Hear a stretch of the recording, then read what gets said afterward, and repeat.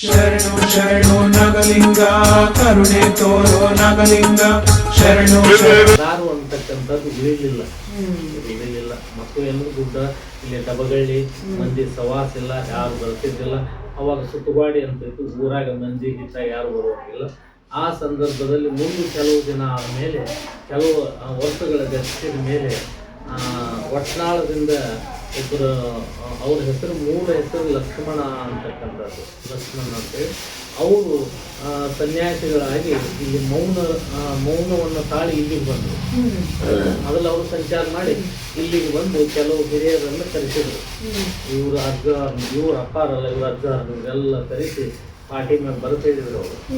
ಇಂಥ ಇಲ್ಲಿ ಹರಿಜನರ ಮನೆ ಒಳಗೆ ನಮ್ಮ ಅಜ್ಜನ ಪಡ್ಲಿ ಐತಿ, ನಮ್ಮ ಅಜ್ಜನ ಪಾದುಕೆ ಅದಾವ, ಇಲ್ಲಿ ಆ ಗಸರ ಮನೆ ಒಳಗೆ ಇಂತಿಂಥ ಸಾಮಾನು ಅದಾವ, ಮಡಿವಾರ ಅಂತಾರ, ಇಂತಿಂಥ ಸಾಮಾನು ಅದಾವ ಅಂದ ಕೂಡಲೇ ಅವ್ರಿಗೆ ಗೊತ್ತಿಲ್ಲ, ಊರನ್ನವ್ರಿಗೆ ಆ ಮನೆಯವ್ರಿಗೆ ಗೊತ್ತಿಲ್ಲ. ಅದಾವ ಪೂಜೆ ಮಾಡಿದ್ರೆ ನಡೆದಿರ್ತದ, ಗೊತ್ತಿಲ್ಲ. ಅವ್ರು ಬರ್ತು ಸುತ್ತಲೇ ನಾವು ಹೋಗಿ ತಿಳ್ಕಲೆ ಹೋದದಾವು ಎಲ್ಲ ಅದಾವ, ಅವನ್ನೆಲ್ಲ ಕೊಟ್ರು ಅವರು ಇಂತಂದಿಲ್ಲ. ಇವ್ರೆಲ್ಲ ಹಿಂದಿಂದೆಲ್ಲ ಹೇಳ್ತಾರಂದ್ರೆ ನಾಗಲಿಂಗ ಜವರ ಇರಬೇಕು ಇವರು. ಇಲ್ಲಿ ಜನ ಒಪ್ಪಿಕೊಂಡು ಅವರಿಗೆಲ್ಲ ಇದು ವ್ಯವಸ್ಥೆಯನ್ನು ಕೊಟ್ಟು ಮಠ ಹಾಕಿ ನಿಂತು. ಆಗಿನ ಸಮಯದಾಗ ಹಳಿ ಬಂಡಿ ಇಲ್ಲೆಲ್ಲ ಸಂಗ್ರಹಿಸಿ ಎಲ್ಲಪ್ಪನವರು, ದೊಡ್ಡೆಲ್ಲಪ್ಪ ಅಂತಕ್ಕಂಥವ್ರು ಅವ್ರು ಸೇವೆ ಮಾಡಕ್ಕೆ ನಿಂತೆಲ್ಲ ಮಣ್ಣಿಂದಿದೆ ಎಲ್ಲ ಎಲ್ಲ ಹಾಕಿಸಿ ಎಲ್ಲ ನಡೀತೀವಿ, ಇಲ್ಲೆಲ್ಲ ಹೋಗ್ಕೊಂಡು. ಹೀಗಿರುವಾಗ ಇದು ಮಠ ಮುಂದೆ ಹಂಗೆ ಬೆಳಕು ಅಂತ ಅವಾಗ ಅಜ್ಜವ್ರಿದ್ದಾಗ 71 ಮಠನೂ 1971 ಮಠನೂ ಮುಂದೆ ಕೆಲವು ಘಟನೆ ಆದಮೇಲೆ ಘಟನೆ ಅಂತ್ಯ ಏನು ಲಿಂಗೈಕ್ಯ ಆದ್ಮೇಲೆ ಹಂಗೆ ಸಾಮಾನ್ಯವಾಗಿದ್ದೆ ಊರನ್ನು ಅಕಸ್ಮಾತಾಗಿ ಊರೆಲ್ಲ ಹಿರಿಯರು ಕೂಡಿ ಒಮ್ಮೆ ಈ ಮಠ ಸೋರುಗುತ್ತೆ, ಮಣ್ಣಿಂದಲ್ಲ ಸೋರುಗುತ್ತೆ, ಇದನ್ನು ಏನಾದರೂ ಮಾಡ್ಬೇಕಂತ ವಿಚಾರ ಮಾಡಿ ಏನು ಮಾಡಿದ್ರು ಅಂತಂದ್ರೆ ನಮ್ಮ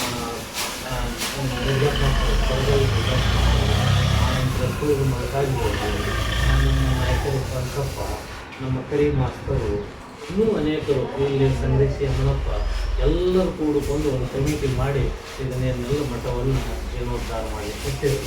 ಹತ್ತು ಮಾಡ್ಕೊಂಡು 85 ಒಳಗೆ ಇದನ್ನೆಲ್ಲ ಆಸಕ್ತಿ ಮಾಡ್ಕೊಂಡು ಇದೆಲ್ಲ ಗದ್ದಿಗೆಲ್ಲ ವ್ಯವಸ್ಥೆ ಮಾಡಿದ್ರು. ಆ ಗದ್ದಿಗೆಯ ಪಿಲ್ಲರನ್ನು ಹಡ್ಡುವಾಗ ಅಸ್ಥಿ ಪಂಜರಗಳ ಸಿಕ್ಕು. ನನಗೆ 2 ಗದ್ದಿಗಿದ್ದು ಮೊದಲ, ಒಂದು ನಾಗಲಿಂಗದ ಆಶೀರ್ವಾದ ಗದ್ದಿಗೆ, ಒಂದು ಅವ್ರ ಶಿಷ್ಯರ ಗದ್ದಿಗೆ ಅಂತ. ಶಿಷ್ಯರ ಗದ್ದಿಗೆ ಅಂತ ಸಮಾಧಿ ಐತೆ ನನಗೆ, ಸಮಾಧಿ ಒಂದು ಗದ್ದಿಗೆ ಒಂದು ಸಮಾಧಿ ಹತ್ತಲಿಲ್ಲ. ಮತ್ತೊಂದು ಸಮಯದ ಮತ್ತೊಂದು ಪಿಲ್ಲರ್ ಹಟ್ಟಾಕತ್ತಿದ್ರಲ್ಲ, ಅಲ್ಲಿ ಏನಾಯ್ತು ಅಂತಂದ್ರೆ ಒಂದು ಈಟ್ ಲೂಸ್ ಹಿಡ್ತಾರೆ. ಲೂಸ್ ಹತ್ತಿಲ್ಲ, ನಾನು ಇನ್ನೂ ಸಣ್ಣ ಹುಡುಗ ಮತ್ತಾಗ ನಾನು ಶಾಲೆಗೆ ಹೋಗೋ ಸಂದರ್ಭ. ಅವಾಗ ನಾ ಇಲ್ಲೇ ಇದ್ದಾಗ ಅಲ್ಲಿ ಹೋಗಿ ಅದನ್ನೊಂದು ಈಟ್ ಜಬರುತ್ತಲಿಲ್ಲ. ಅದೇನಾಗ್ತಂದ್ರೆ ಒಳಗೆ ಗವಿ ಹಂಗೆ ಗೊತ್ತಿಲ್ಲ, ಟಿ ಆಕಾರ, ಟಿ ಇರ್ತಕ್ಕಲ್ಲ ಹಿಂಗೆ. ಈ ಕಡೆ ಗುಡ್ಡದ ಕಡೆನು ಒಂದು ಹಿಂಗೆ ಸೀದ ಒಂದು ಟಿ ಆಕಾರ. ಅದು ಎಲ್ಲ ಹೆಂಗಿತ್ತು ಅಂದ್ರೆ ಮಣ್ಣಲ್ಲಿ ಕಟ್ಟಿದ್ರು, ಅದು ಮಣ್ಣಲ್ಲಿ ಮಣ್ಣಿನ ಹೆಂಡಿ ಮತ್ತು ಕೆಂಪು ಮಣ್ಣಲ್ಲೇ ಸಾಕಿದ್ರು. ಮತ್ತು ಅಷ್ಟೇ ಒಳಗೆ ಅವರ ಶರೀರವನ್ನು, ರುದ್ರಪ್ಪದವ್ರ ಶರೀರವನ್ನು ಅಲ್ಲಿ ಕುಂಡ್ರಿಸಿದ್ರಲ್ಲ, ಅದಕ್ಕೆ ಯಾವ ಮಣ್ಣುಗಳನ್ನು ಕೂಡ ಹಾಕಿದ್ದಿಲ್ಲ. ಅದು ಹೆಂಗೆ ಕುಂಡ್ರಿಸಿದ್ರೆ ಹಂಗೆ ಕುಂತಿದ್ರು. ಸ್ವತಃ ಕಣ್ಣಾರೆ ನೋಡಿದವ್ ನಾನು ಅಲ್ಲಿ ಹೋಗಿ ಪಕ್ಕ ಅಸ್ಥಿ ಪಂಜರವನ್ನು ನೋಡಿದ. ಒಳಗೆ ಹೋಗಿ ನೋಡಿ ಹೆಂಗೆ ಎಲ್ಲ ಹಲ್ಪಲ್ಲೆಲ್ಲ ಕಾಣ್ತಿತ್ತು, ಅಸ್ಥಿ ಪಂಜರ ಎಷ್ಟ ಕಾಣ್ತಿತ್ತು, ಎಲ್ಲ ಕೊಡ್ತಿತ್ತು. ಅದು ಹೋಗಿದ್ದು ಒಂದಷ್ಟು ಹಸರಗಿದ್ದು, ಒಂದಷ್ಟು ಪೂಜಾ ಸಾಮಾನು ಇದ್ದು ಮುಂದೆ ಇವೆಲ್ಲವಿದ್ದು.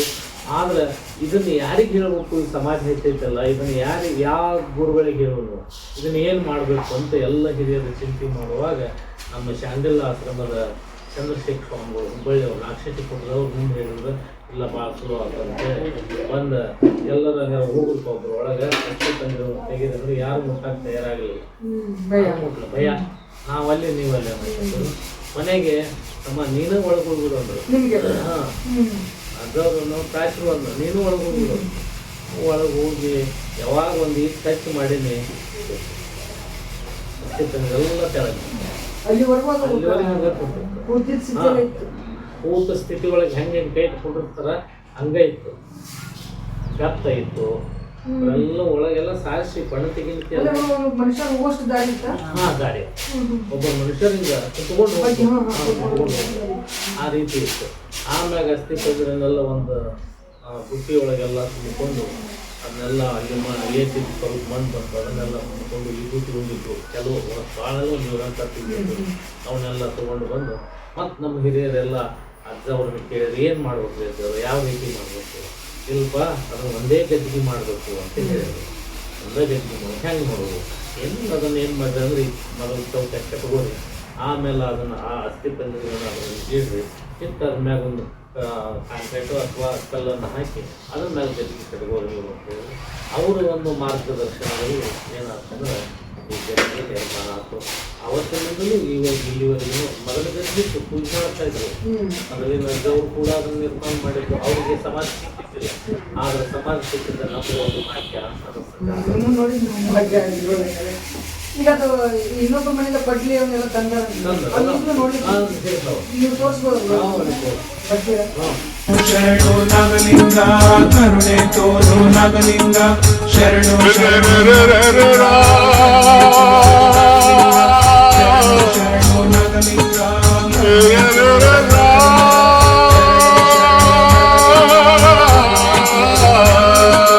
ಶರಣು ಶರಣು ನಾಗಲಿಂಗ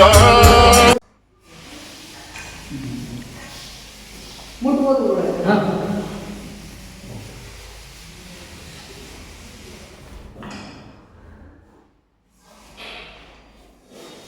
ಆಗಿನ ಕಾಲದಲ್ಲಿ ತೋರಿಸ್ತೀನಿ.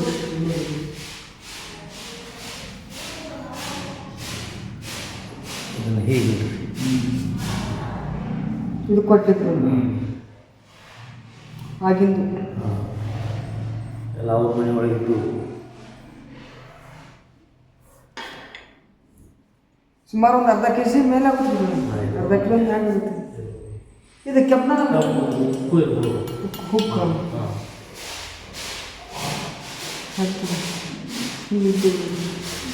ಈಗ ಇವನ್ನ ಇಟ್ಟು ಪೂಜೆ ಮಾಡ್ತಾರೆ ಜಾತ್ರೆ ಒಳಗೆ. ಇದು ಮುಟ್ಟೋ ಭಾಗ್ಯ ಸಿಕ್ಕಿದ್ದು ನಮ್ಗೆ ಬರೋದು.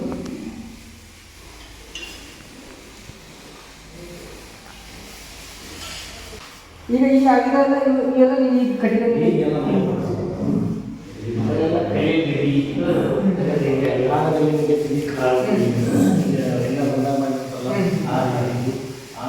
ಎಲ್ಲ ಕೂಡಿ ಬಂತು. ನಮ್ಮ ನೌಕರಿ ಮಂದಿ ಭಾಳ ಶಾಲೆ ಸಾವಿರ 10,000 ಎಲ್ಲ ಸಹಾಯ ಮಾಡಿದ್ರು.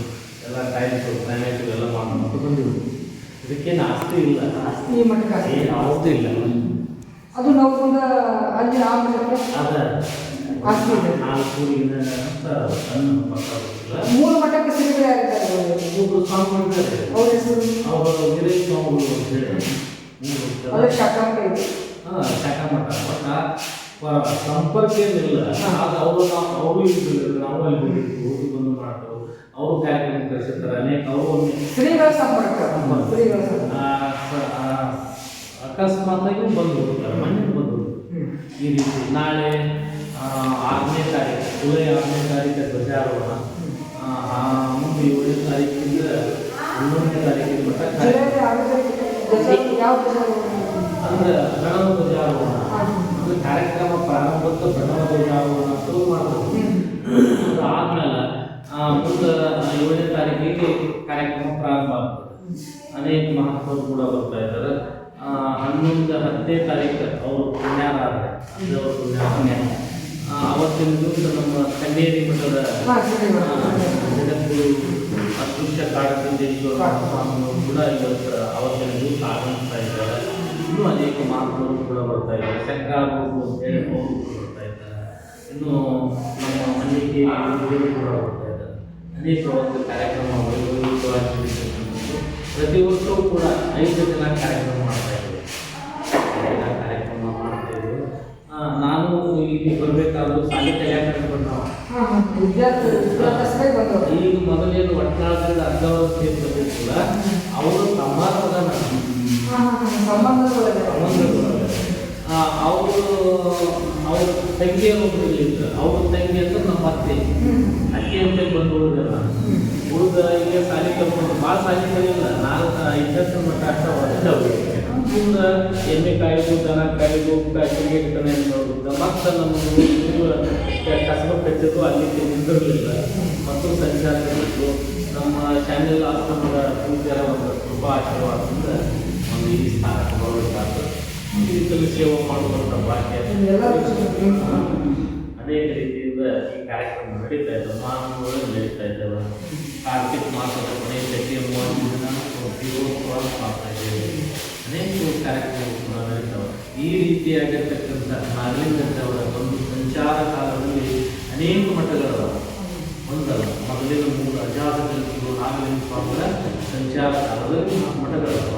ಇಲ್ಲೇ ಒಂದು ಗದೆನಗರ ಕೊಪ್ಪ ಅಂತಲ್ಲ, ಅಲ್ಲಿ ಒಂದು ಮಠ ಅದ. ಅಲ್ಲಿ ಮಠ ಹೆಂಗೆ ಅಂತಂದ್ರೆ 300 ಕೋಟಿ ಜಮೀನ್ದಾರ ಒಬ್ಬನೇ ಯಾರು ನಾಗಗುಂಡ ಅಂತೇಳಿ ಒಬ್ಬನೇ ಹೆಸರು ನಾಗಗುಂಡ ಅಂತ 300 ಕೋಟಿ ಜಮೀನ್ದಾರ. ಇನ್ನೊಬ್ಬರು ಬ್ರಾಹ್ಮಣರು ಯಾರು ಅಂತಂದ್ರೆ ಅನಂತಪ್ಪ ಅಂತ ಒಬ್ಬ ಬ್ರಾಹ್ಮಣ, ಅವನು ಬಡ ಬ್ರಾಹ್ಮಣ. ಆದ್ರೆ ಅವನ ಮನೆಗೆ ಬಾಳ್ದವರು, ಅವನ ಮನೆ ಒಳಗೆ ಊಟ.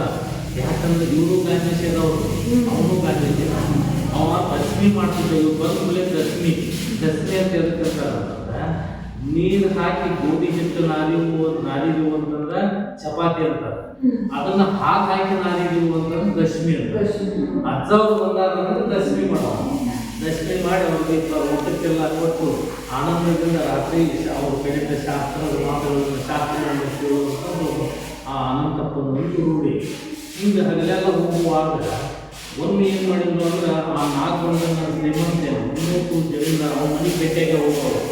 ಆದ್ರೆ ಆ ಊರಿಗೆ ಪ್ರಥಮ ಹೋಗಾಕ ಸಮೀಪ ಬಂದ ಮೇಲೆ ರಿಯಾಕ್ಷನ್ ಮಾಡೋರು. ಅವ್ರದೊಂದು ಸ್ವಭಾವ, ಯಾರು ಅವ್ರಿಗೆ ಪರಿಚಯ ಇರ್ತಾರ ಅವ್ರು ಬೇಕೊಂಡು ಹೋಗಿದ್ರು ಅಂತ ಏನು ಅನೇಕ ಶಬ್ದದಿಂದ. ಅವಾಗ ಅವ್ರ ಮನೆಗೆ ಮನೆ ಬಂದಿದ್ರು ಬೀಗರು ಬಂದಾಗ ಇವ್ನು ಬಂದು ಭಾಗದಾಗ ಅವ್ರು ಸುಮಾರಾಗಿ ಹಳ್ಳಿ ಅಂದಿರ್ತಾರೆ.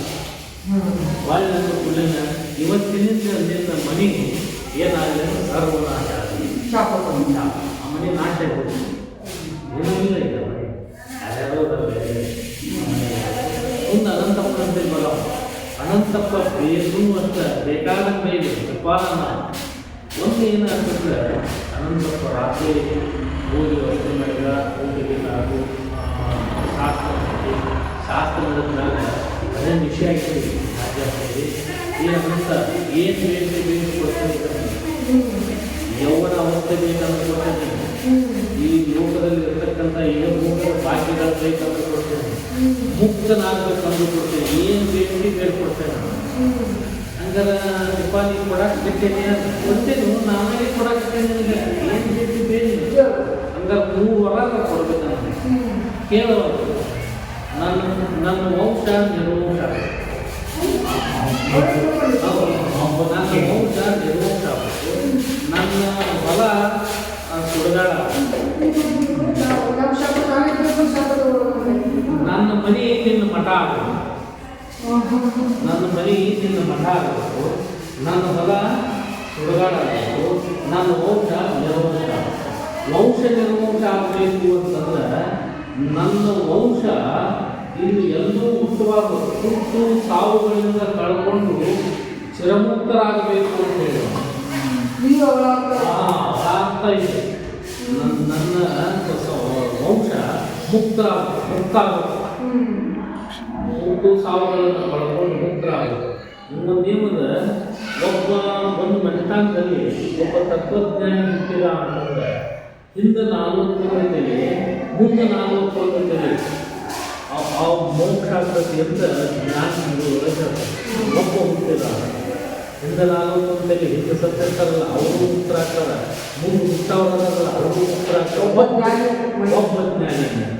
ಒಂದು ಮನೆತನಗಳು ಒಬ್ಬ ದುಷ್ಟ ಹುಟ್ಟಿದ ಅಂತಂದ್ರೆ ಹಿಂದೆ 100 ತಲೆ ಮುಂದಿನ 100 ತಲೆ ದುಷ್ಟರಾಗಿರ್ತಾರೆ.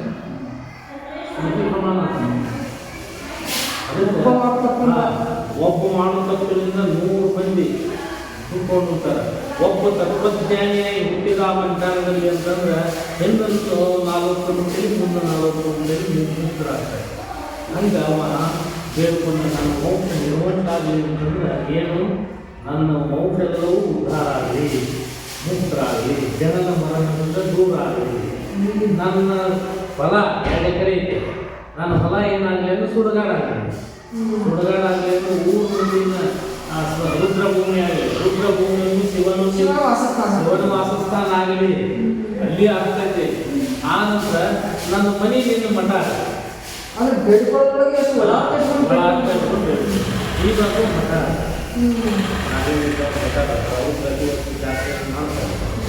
ಈ ರೀತಿ ನಡೆದಿರ್ತಕ್ಕಂಥ ಅನೇಕ ಲೀಲೆಗಳದಾವ. ಒಂದರಿಂದ ಹೇಳಿ ಒಂದರಿಂದ ಒಂದು ಜನಪದಾವ, ಅನೇಕ ಮಠಗಳು ಕೂಡ ಅದಾವ. ಈಗ ನಡೆಯಕೊಪ್ಪ ಆಯ್ತು, ಇಲ್ಲಿ ಆಯ್ತು, ಆ ನಂತರ ರೋಡ್ ಬಸ್ ಸ್ಟ್ಯಾಂಡ್ ಒಳಗದ, ದೀಪದೊಳಗದ, ಅಲ್ಲೇ ಸಮೀಪ ಒಂದು ಹಳ್ಳಿ ಒಳಗದ, ಇನ್ನೂ ಅನೇಕ ರೀತಿ ಇದ್ದಾವೆ. ಅಷ್ಟು ಭಾಳ ಇಲ್ಲ, ಕರಡೆಣಿಕೆ ಒಳಗೆ ಬಿಡ್ತಾರೆ. ಆಗ ಆತನ ಹೆಸರು ಸೂರ್ಯಚಂದ್ರ ಇರುವರಿಗೂ ಕೂಡ ಅಜಾತ ಜಗದ್ಗುರು ನಾಗಲಿಂಗ ಅವಧೂತರು ಅವರು ಅವಧೂತಾರೆ. ಅಂದ್ರೆ ಈಗಲೂ ಶ್ರೀಗಳು ಏನಾದರೂ ಇದ್ದಾಗ ಬರ್ತಾರೆ ನಂಬಿಕೆ ಜನರಿಗೆ ಇದು ನಂಬಿಕೆ ಕೊಟ್ಟು ಮುಷ್ಟಿಗೇರಿ ಅಂತ ಒಂದು ಊರಲ್ಲ, ಮುಷ್ಟಿಗೇರಿ. ಆ ಮುಷ್ಟಿಗೇರಿ ಗ್ರಾಮದೇವತೆ ಗುಡಿಯ ಅರ್ಚಕ ಕಾಳಪ್ಪ ಅಂತಕ್ಕಂಥ, ಆ ಕಾಳಪ್ಪ ಅಂತಕ್ಕಂಥವ ದಿನ ದೇವಿ ಅರ್ಚನೆಯನ್ನು ಮಾಡ. ಅವಾಗ ಯೇಸು ಧರ್ಮದ ಪ್ರಚಾರ ಮಾಡಿತ್ತು, ಕ್ರೈಸ್ತ ಧರ್ಮದ ಪ್ರಚಾರ ಮಾಡಿತ್ತು. ಆ ಸಂದರ್ಭದಲ್ಲಿ ಅವ್ರಿಗೂ ಒಂದು ಗ್ರಂಥ ಕೊಟ್ಟಿದ್ದಂತೆ ಬೈಬಲ್. ನೀನು ಓದಿ ಕನ್ನಡದಾಗ ನೀನು ಓದಿರ್ತಕ್ಕಂಥ ನನಗೆ ಅಂತ ಧರ್ಮ ಪ್ರಚಾರವನ್ನು ಮಾಡತಕ್ಕಂಥದ್ದು ಒಂದು ಕ್ರಿಯೆ. ಆ ರೀತಿ ಮಾಡುವಾಗ ಓದಿ ಮಂದಿಗೆ ಹೇಳುವ ಸಂದರ್ಭಕ್ಕನ ಅವಾಗ ನಾವೀಗ ನೋಡ್ತೀವಿ. ಇಲ್ಲಿ ದೂರದಿಂದ ಬೇಕು ಅಂತ ಹೋದರೆ ಕಾಳಪ್ಪನ ಅವ್ರ ಮನೆಗೂ ದೂರದಿಂದ ಬೇಕು ಅಂತ ಬರೋದಿಲ್ಲ. ಆಮೇಲೆ ಇದನ್ನು ನೋಡಿದ ಬೈತಾರ, ಇದನ್ನು ಹೋಗಿದ್ದಾರ ತಿಳ್ಕೊಂಡು ಆಮೇಲೆ ದೌಡ್ ಎಷ್ಟು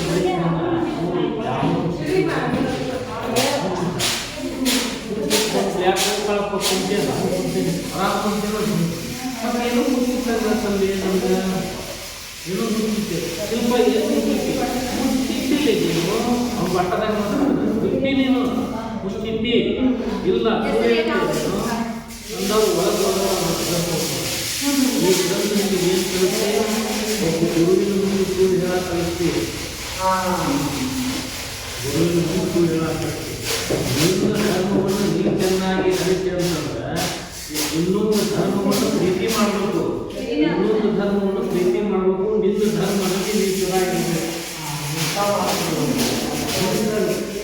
ಅನ್ಯ ಧರ್ಮಗಳನ್ನು ಪ್ರೀತಿ ಮಾಡಬೇಕು, ನಿನ್ನ ಧರ್ಮವನ್ನು ತ್ಯಜಿಸಿ ಇನ್ನೊಂದು ಧರ್ಮಕ್ಕೆ ಕನ್ವರ್ಟ್ ಆಗೋದು ಚಲೋ ಅಲ್ಲ. ಇದು ನಮ್ಮ ಭಾರತೀಯ ಸಂಸ್ಕೃತಿ ಅಲ್ಲ. ನಮ್ಮ ಭಾರತೀಯ ಸಂಸ್ಕೃತಿ ಋಷಿ ಮುನಿಗಳು ಯಾವ ರೀತಿಯಾಗಿ ವಿಚಾರ, ಯಾವ ರೀತಿಯಾಗಿ ಹಿರಿಯರ, ಯಾವ ರೀತಿಯಾಗಿ ಮಾತನಾಡ್ತಾರೆ. ನಾವು ಹಿಂದೂಗಳು ನಮಗೆ ದೇವಾನುದೇವತೆಗಳು ಎಲ್ಲರೂ ಒಂದು ಅನ್ನತಕ್ಕಂಥ ಭಾವನೆಯಿಂದ ಇದ್ದವರು ನಾವು. ಈಗ ನಿಮಗೆ ಕಲಿಸ್ತಿಲ್ಲ ಏನು ಮಾಡ್ಯಾರಂದ್ರೆ ಒಂದು ತೆಂಗಿನಕಾಯಿ ಬುದ್ಧ ಹಾಕಿರ್ತಾರಲ್ಲ, ಕಾಯಿ ಹೊಡಿತಿರ್ತ ಮೊದಲ ಯಾವ್ದಾದ್ರು ದೇವ್ರ ಬಂದಾಗ ಒಂದು ಮೆಳೆ ಇಟ್ಟಿರ್ತಾರೆ, ಅದು ಒಂದು ಇಂಚಿನ ಮೆಳೆ. ಅದನ್ನು ತೊಗೊಂಡು ಗ್ರಂಥಿನ ಮ್ಯಾಗಿಟ್ಟು ಒಂದು ಸುತ್ತಿಗೆ ಬಡದೇನು ಪಡೆದ ಪೂರ್ತಿ ಬೆಳೆ ಒಳಗೆ ಹೋಗುವಂಥ ಒಂದು ಇಂಚಿನಷ್ಟು ತೋರಿಸ್ತಿರ್ತಾರೆ ಗ್ರಂಥದ ಹೋಲಾಗಿ. ಅವಾಗ ಅದನ್ನು ಒಂದು ಒಗದು ಮಾಡ್ತಾರೆ, ಓದಪ್ಪನ ಕಾಲ ಇಟ್ಕೊಂಡು ಸ್ವಾತಂತ್ರ್ಯ ಇಟ್ಕೊಂಡು ಆದ ಗ್ರಂಥದೊಳಗೆ ಬೆಳೆ ಬಿಡಿದಲ್ಲ ಯಾಕೆ ಅವಾಗ ಮತ್ತೆ ಬಾಳಿ ಬಂದು ಗ್ರಂಥ ತಗೊಂಡು ಬೆಳೆ ಹಿಡಿದ್ರೆ ಅವ್ರು ಏನು ಕಾಣ್ತದೆ, ಇದು ಆತ್ಮಾರ್ಥ ಕಾಣ್ತದೆ, ತೂಕು ಕಾಣ್ತದೆ. ನೋಡಪ್ಪ ಇದು ಯಾವಾಗ ತೂಕು ಮುಗ್ತದೆ, ಇದು ಮೊದಲಿನಂಗೆ ಆಗ್ತೈತಿ. ಅಕ್ಷರ ಕೂಡಿ ಗೆರೆಗಳಿದ್ದು ಕೂಡಿ ಮೊದಲಿನಂಗೆ ಹೆಂಗಿತ್ತಲ್ಲ ಹಂಗೆ ಆಸು ಅಂತಂದ್ರೆ ನಾವು ಹುಟ್ಟು ಬಂದೇನೆ ಅಂತ ತಿಳ್ಕೋ. ಸೂಚನೆ ಈಗ ಇದು ಸದ್ಯ ಐತಿ. ಇನ್ನು ಮೈಸೂರು ಮಹಾರಾಜ ನೋಡ್ಯಾರ, ಅನೇಕ ಪಂಡಿತ ನೋಡ್ಯಾರ, ಅದಕ್ಕೆ ಅವ್ರು ನೋಡಿದ ಮಾರ್ಕ್ ಹಾಕ್ಯಾರ, ಅದನ್ನು ಒತ್ತಿ ಈಗ ಒಂದು ದೊಡ್ಡ ಮೂವ್ ಆದಾಗ ಹೋಲ್ ಬಿದ್ದಿರ್ತದೆ ಅವಾಗ ಹೆಂಗೆ ಒತ್ತಿ ಮಾಪುವಂತ ಕಂಡು ಒತ್ತಿ ಬರ್ತದಲ್ಲ, ಹಂಗೆ ಗ್ರಂಥಿನೊಳಗೂ ಕೂಡ ಅದು ಮಾಪುವಂತ ಬರ ಕೂಡ್ಲಿಕ್ಕೆ.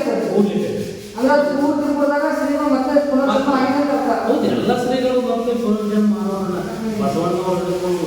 ಯಾಕಂತಂದ್ರೆ ಈಗಿನ ಕರ್ಮಕಾಂಡ ನಾಶ ಆಗಬೇಕಾಗಿತ್ತು ಅಂತವ್ರು ಹುಟ್ಟಬೇಕ, ಅಂತವ್ರು ಹುಟ್ಟಬೇಕು ಅಂತ ಪುಣ್ಯಾತ್ಮರು ಮತ್ತು ಜಗತ್ತಿನ ಬಂದ್ರಂದ್ರೆ ಮತ್ತೆ ಏನಾಗೈತೆ ಅಂತಂದ್ರೆ ಸದ್ಗುಣ ಮಾಡ್ಕೊಂಡು ಒಳ್ಳೆ ಮಾಡ್ಕೊಂಡು ಒಳ್ಳೆ ಮಾರ್ಗಗಳು ಸಿಗ್ತಾವ ಮತ್ತು ಅವ್ರು ಬರಲೇಬೇಕಾಗೈತೆ ವಚನವರಾಗಿ ಬಸವಣ್ಣವರಾಗಿ ಅನೇಕ ಮಾತುಗಳು ಶರಣರು ಸಂತರು ಎಲ್ಲರೂ ನಮ್ಮ ನಾಡು ಏನು ಅಂದರೆ ಶರಣರ ಸಾಧುಗಳ ಬೆಳೆದು ಔಷಧರ ಬೆಳೆದು ಇದೇನು ಸಾಮಾನ್ಯ ಅಲ್ಲ ಅವರು ಅತಿ ಶ್ರೇಷ್ಠವಾಗಿರ್ತಕ್ಕಂಥವರು ಈ ಅಗ್ರಗಣ್ಯರು ಯಾರು ಅಂತಂದರೆ ಅವರು ಬರಲಿ ಜಾತ ನಾಗಲಿಂಗ ಅವರು ಪುಣ್ಯಾತ್ಮನ ಒಂದು ಚರಿತ್ರೆಯನ್ನು ನೀವು ಈ ಮಠದ ಒಂದು ಪರಂಪರೆಯನ್ನು ಈ ಮಠದ ಒಂದು ಅನೇಕ ರೀತಿಯಿಂದ ತಾವೆಲ್ಲ ಭಾಳ ಪ್ರಯತ್ನ ಮಾಡಿದ್ದಾರೆ ಅಂತ ಜಾಗೃತಿ ಗುರು ನಾಗಲಿಂಗೇಶ್ವರಿಗೆ ನಮ್ಮೆಲ್ಲರಿಗೂ ಕೃಪೆಯನ್ನು ಧರಿಸಲಿ ನಮ್ಮ ವೀಕ್ಷಕರಿಗೆ ನಮ್ಮ ಕನ್ನಡಿಗರಿಗೆ ಈ ಮಠದ ವೈಭವ ಮತ್ತು ಶ್ರೀ ನಿಜಾತ ನಾಗಲಿಂಗ ಶ್ರೀಗಳ ಶಕ್ತಿಯನ್ನು ನಮ್ಮ ವೀಕ್ಷಕರಿಗೆ ತಮ್ಮ ನಿಜವಚನದಿಂದ ತಮ್ಮ ನುಡಿಯಿಂದ ಮೇಲ್ಪಟ್ಟರೆ ಎಲ್ಲರ ಪರವಾಗಿ ಗುರುಗಳೇ ತಮಗೆ ಪೂರ್ವಕ ಅಭಿನಂದನೆ ಮಾಡಿದ್ದೇನೆ. ತಮಗೂ ಕೂಡ ಭಾಳ ಸಹಕಾರ ಕೊಡ್ತೀವಿ. ವೀಕ್ಷಕರೇ, ಇದು ನವಲಗುಂದ ಶ್ರೀ ನಾಗಲಿಂಗೇಶ್ವರ ಇತಿಹಾಸ ಹೀಗಿದೆ. ಇದು ಶಾಖಾ ಮತ್ತು ಚುಕ್ಕುಂಬಿಯ ಶ್ರೀಗಳು ಇವತ್ತು ನಮಗೆ ಮಠದ ಇತಿಹಾಸವನ್ನು ತಿಳಿಸಿದ್ರು. ಹಾಗೆ ಅದರ ಜೊತೆಗೆ ಇಲ್ಲಿ ನಿರಂತರವಾಗಿ ಕೆಲವು ಎಷ್ಟು ವರ್ಷಗಳಂತಂದ್ರೆ 25 ಇವರು ಅಜ್ಜ ಅವರು, ಇವರು ತಂದೆಯವರು, ಈಗ ಮೂಲ ತಲೆಮಾರುಗಳಿಂದ ಈ ಮಠದಲ್ಲಿ ಸೇವೆ ಮಾಡ್ಕೊಂಡು ಬಂದಂಥ ಸೇವಕರು ನಮ್ಮ ಜೊತೆ ಇದ್ದಾರೆ. ನಾವಿವತ್ತು ಮಠಕ್ಕೆ 100 ರೂಪಾಯಿ ದಾನ ಕೊಡ್ತೇವೆ, ದೇಣಿಗೆ ಕೊಡ್ತೇವೆ, 1000 ರೂಪಾಯಿ ಕೊಡ್ತೇವೆ, ಅನ್ನ ಪ್ರಸಾದ ಮಾಡ್ತೇವೆ. ಮತ್ತು ಅದು ದೊಡ್ಡದಲ್ಲ. ಈಗ ನಾವು 10,000 ಕೊಡ್ತೇವೆ, 1,000 ನಾವು ದೇಣಿಗೆ ಕೊಟ್ಟು ನಾವು ಕರ್ಕೊಂಡು ಬಿಡ್ತೇವೆ. ಆದರೆ ನಿಂತು ಮಾಡೋರು ಬೇಕಲ್ಲ, ಅದನ್ನು ನಿಭಾಯಿಸೋರು ಬೇಕಲ್ಲ, ಆ ಜವಾಬ್ದಾರಿಯನ್ನು ನಿಭಾಯಿಸ್ಕೊಂಡು ಹೋಗೋರು ಬೇಕಲ್ಲ. ಆ ಜವಾಬ್ದಾರಿಯನ್ನು 30 ವರ್ಷಗಳಿಂದ ನಿಭಾಯಿಸ್ಕೊಂಡು ಬಂದಂಥವ್ರು ಈ ಮಠದಲ್ಲಿ ಸೇವಕರಿದ್ದಾರೆ.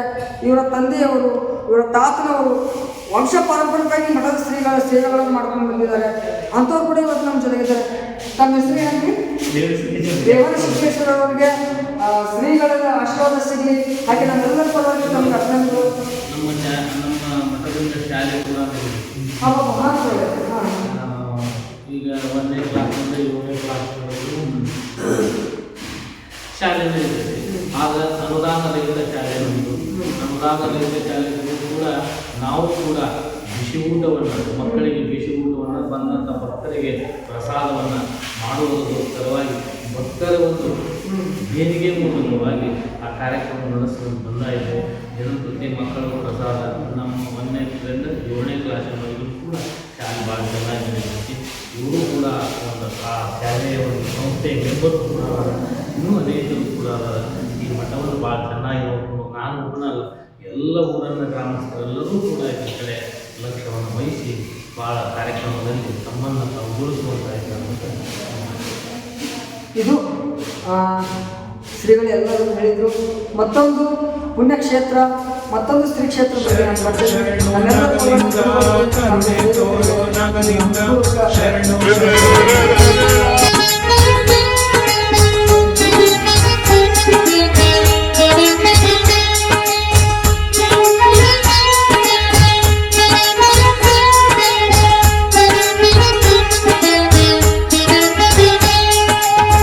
ಎಂತ ಮಹಿಮವಂತ ನೀನು ನಾಗಲಿಂಗ ಗುರುವೆ, ಈ ಜಗದ ಜ್ಞಾನವಂತ ನಾಗಲಿಂಗ.